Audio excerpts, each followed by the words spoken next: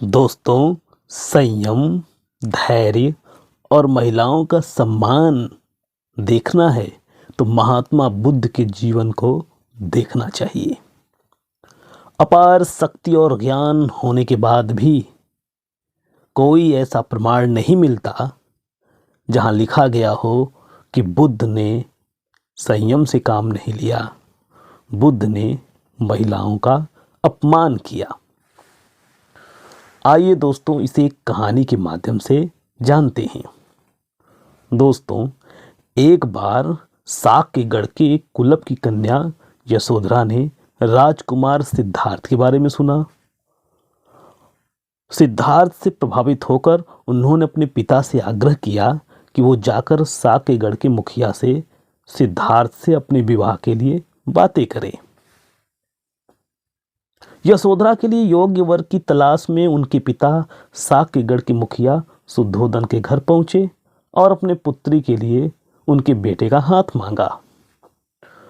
चूंकि कहानी में ट्विस्ट तब आ गया जब शुद्धोधन ने घर के बड़े लड़के और सिद्धार्थ के बड़े चचेरे भाई देवदत्त से यशोधरा की शादी का वादा कर लिया। ये बात यशोधरा के पिता को नहीं पता था कि यशोधरा ने किस बेटे से शादी के लिए बात कही थी। जब ये बात यशोधरा को पता चला तो उन्होंने इस विवाह से इनकार कर दिया और अपने पिता से पुनः देवदत्त से नहीं, सिद्धार्थ से विवाह के लिए कहने की बात कही। पिता के सामने दो समस्या थी। पहला ये, यदि वो दोबारा जाए और कहे कि देवदत्त से नहीं, वो तो सिद्धार्थ के लिए विवाह के लिए आए थे, तो लालची सिद्ध हो जाएंगे, क्योंकि देवदत्त राजा के लड़के नहीं थे। राजतंत्रात्मक प्रणाली में सिद्धार्थ ही राजा बनते। दूसरी बात, राजा का वादा टूट जाता, जिससे प्रजा में उनकी बदनामी होती। लेकिन बेटी के बातों से मजबूर पिता एक बार फिर शुद्धोधन के पास पहुंचे। उन्होंने शुद्धोधन को सारी बातें बताई। ये बात देवदत्त सुन रहा था। उसने कहा कि अब वही यशोधरा से विवाह करेगा जो मुझसे युद्ध जीतेगा, मल्ल युद्ध जीतेगा। एक मल्ल युद्ध का आयोजन किया गया। उसमें बड़े बड़े योद्धाओं को देवदत्त ने चुटकी में हरा दिया। उस मल्ल युद्ध में यशोधरा भी थी और मल्ल युद्ध को देख रही थी।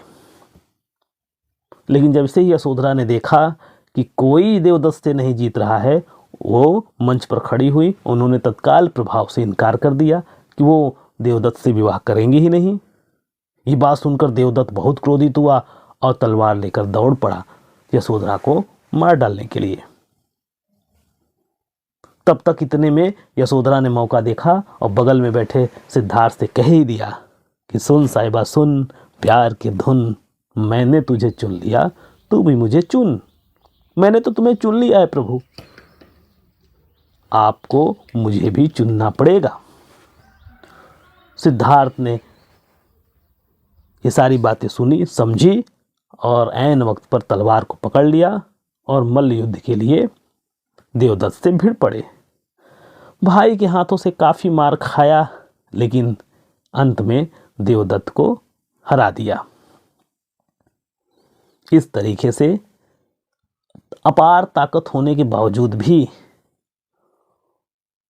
उन्होंने अपनी शक्ति का इस्तेमाल एक महिला के सम्मान को बचाने के लिए किया।